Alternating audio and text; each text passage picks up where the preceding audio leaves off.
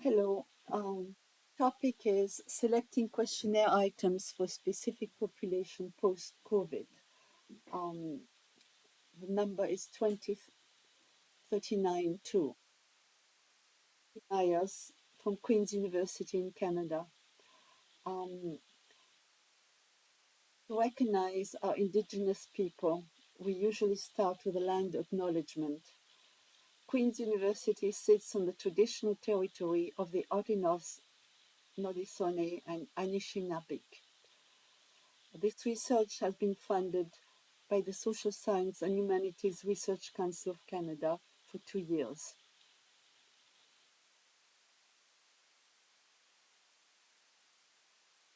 Content: first the background, followed by research questions, the purpose, the method, findings, and a conclusion.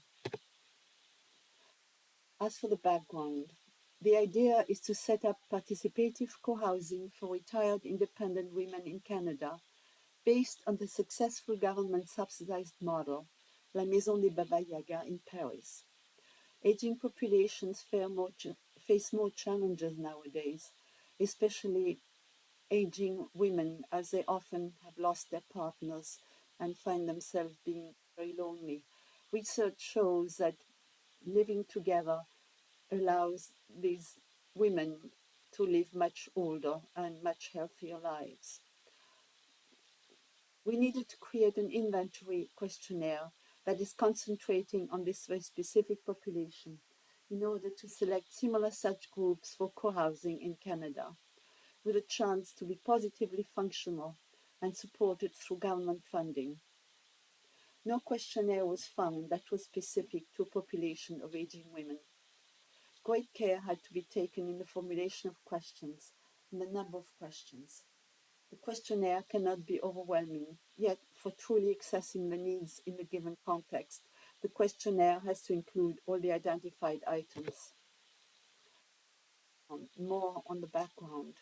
The research to find questions from among already existing trustworthy models, as there was no time for pilot study, and reliable models. Items to be covered include items uncovered through the analysis of personal journals, the Baba Yaga House co-housing participating living charter, and publicly available materials. Here I'm presenting our approach to creating the questionnaire. The next phase of study will be submit the items to women in retirement places for their annotations, analyze the findings, and finalize the questionnaire. This involves a lot of complexity with not only carefully producing the appropriate items, but also adequately formulating the questions for the population concerned. The research questions are how to select items for a questionnaire aiming at harmonious co-living of independent retired women for an economy of means post-COVID. How to best identify desired values and qualities. This data had to be coded and organized in order to uncover emerging themes. Also, this inventory may be modified if more items emerge from additional journaling, which we are presently completing. The purpose of the study: create a questionnaire to select people who have the capacities to live together over time in co-housing units, as in the Baba Yaga house, to the end of their lives. This questionnaire has to be user-friendly and effective for the selection of prospective members. Therefore, it will be submitted to women at retirement homes for the reactions and annotations. Select relevant items and appropriately formulate questions for an aging population to make a relevant questionnaire, and for that we investigated an existing co-housing model. The method: for the questionnaire items, we used the list of items arrived at from a qualitative study from 3 sources: journal entries over 6 months from 5 participants, the official house charter co-housing members have to sign, and documents in the public domain. The data was coded and emerging categories and themes were collated.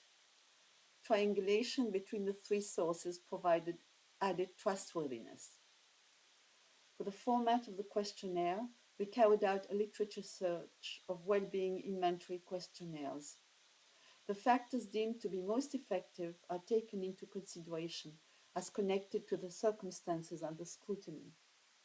We scrutinized the various questionnaires for relevant matching items that were lifted out and adapted when necessary. The idea was to regroup as many aspects as possible as to encompass features even though they may not be mentioned directly. Findings 1. After collating categories and the themes, we arrived at a number of relevant items.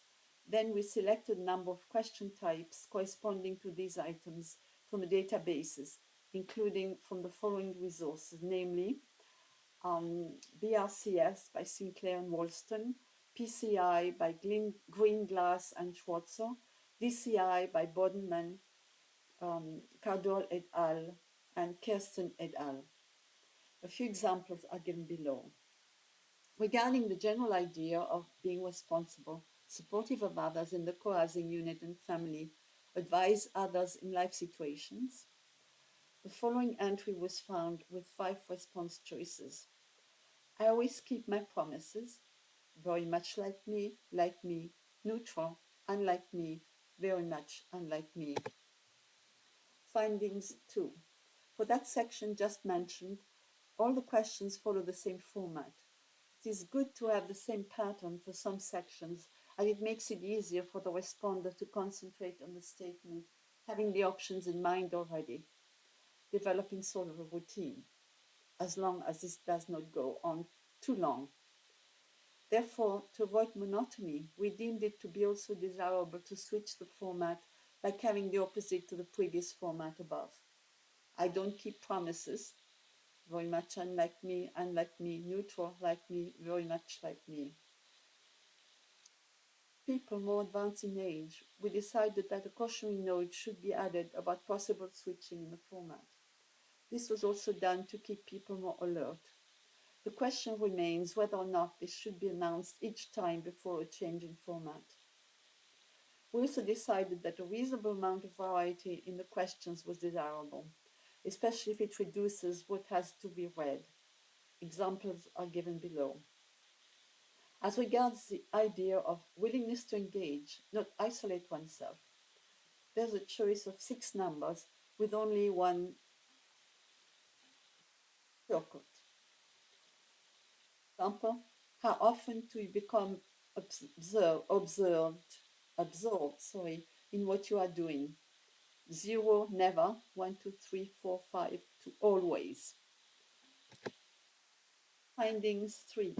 In addition, some questions around physical autonomy were more difficult to find, except in the disability literature, from which sections pointing to independent will and being outgoing could be used.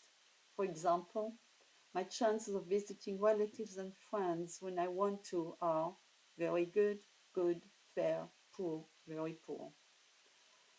For example, my chances of going on the sort of trips and holidays I want to are very good, good, fair, poor, very poor. For example, my chances of using leisure time the way I want to are very good, good, fair, poor, very poor.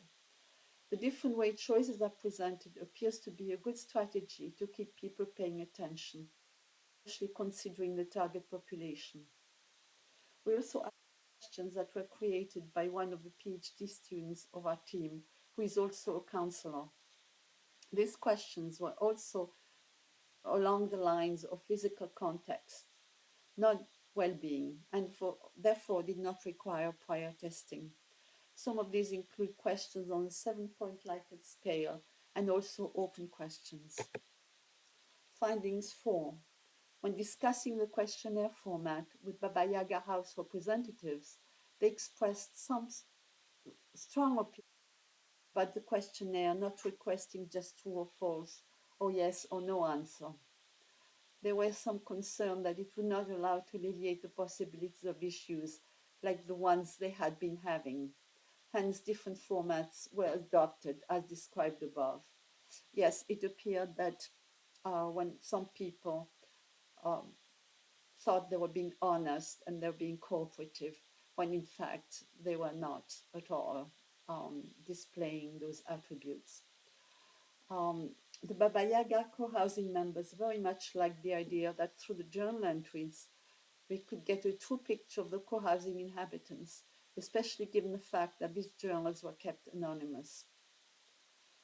They contained some issues require mediation. However, these were more related to physical aspects.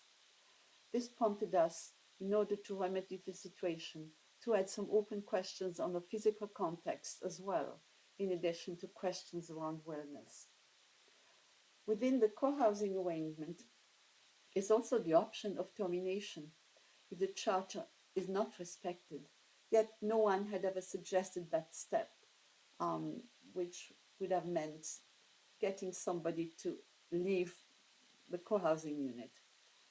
We felt, however, that categories lifted from the Charter had to be added in the questionnaire. The triangulation with the Health Charter further supported the choice of questionnaire item, as well as cross-referencing with information found in the public domain. Conclusion: post-COVID, several special considerations were necessary. New difficulties crept up. However, there is no telling what the future holds, and being sensitive to such additional items was considered as a good thing. Different aspects must be weighted, for example, positives, such as personal support given to one another, and negatives like jealousies, lack of patience, and we chose questions reflecting such nuances.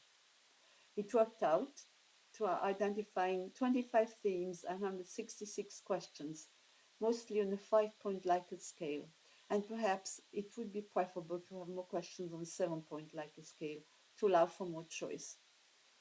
The idea was to cover all the items identified. Initially, it was thought necessary to inquire about each item twice for more validity. This was not implemented, as it would have greatly added to the number of questions for those people. As we use questions from well-established questionnaires, and since our inventory questionnaires not checking on health concerns, we decided to not double up on items.